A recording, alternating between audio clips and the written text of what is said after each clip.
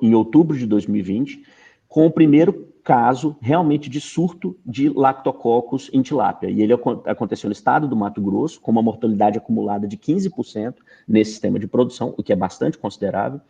E imediatamente nós observamos alguns sinais clínicos e algumas aparências que eram diferentes da streptococose, ou, por exemplo, de surto por Streptococcus agalactiae. Tá? Então, como vocês podem observar nessa imagem, a gente tem peixes com opacidade de córnea, que está aí na figura central, tá? Que é um achado bastante comum na infecção por Lactococcus petauri. Na figura A gente observa, depois eu vou mostrar por um vídeo, a natação errática, que também é característica, portanto, há uma infecção do sistema nervoso central, do cérebro desses animais. E, por fim, a figura C, que vocês estão vendo aí, com necrose de brânquia, que já é um sinal clínico muito mais característico da lactococose que da streptococose. Então, em infecções por Streptococcus agalactiae, não é muito esperado, ou não é o mais comum, que a gente encontre necrose de brânquia. No caso da lactococose, sim.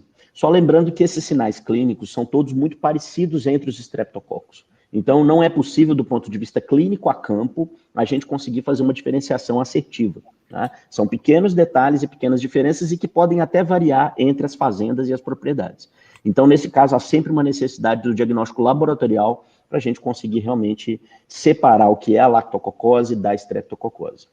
Então, o próximo slide. Nesse aqui, em detalhe, mostrando a necrose de brânquia, né, que pode atingir, são essas áreas esbranquiçadas, como vocês estão vendo, e pode ser em maior ou menor grau, mas isso compromete muito clinicamente os animais. Então, a mortalidade, quando começa a ter esse tipo de lesão, ela também deve se elevar. Próximo.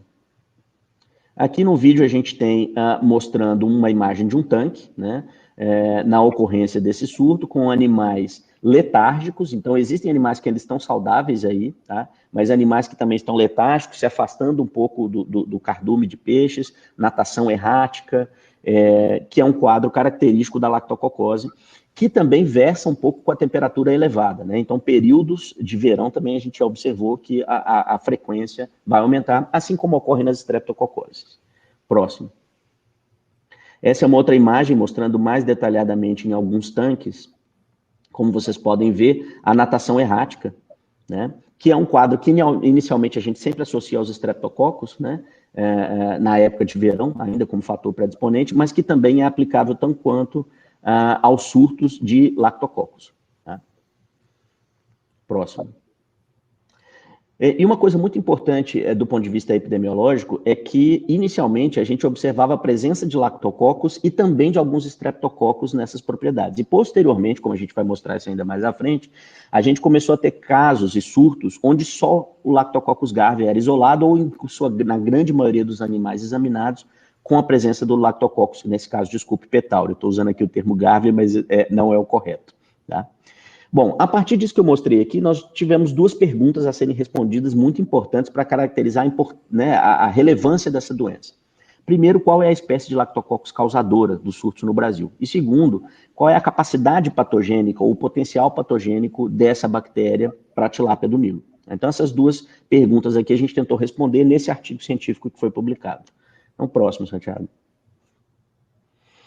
Para caracterizar a espécie, nós fizemos isolamentos, né, em diversos sistemas de produção, a começar por aquele do Mato Grosso, mas também em outros, em diferentes estados, onde era feito isolamento da bactéria a partir de cérebro e rim. Então, esses dois órgãos são órgãos-alvo muito importantes nessa infecção e que a gente tem uma probabilidade maior de encontrar esse micro-organismo.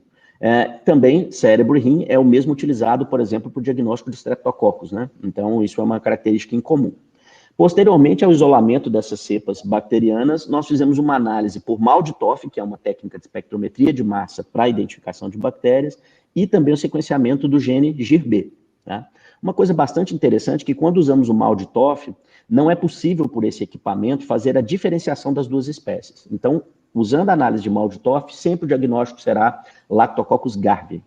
Posteriormente, então, nós implementamos no laboratório essa técnica de sequenciamento do gene GIR-B, que é esse que está mostrado aí abaixo, né, um esquema de sequenciamento, onde a gente conseguiu realmente fazer a caracterização e principalmente a diferenciação dessas duas espécies. Próximo.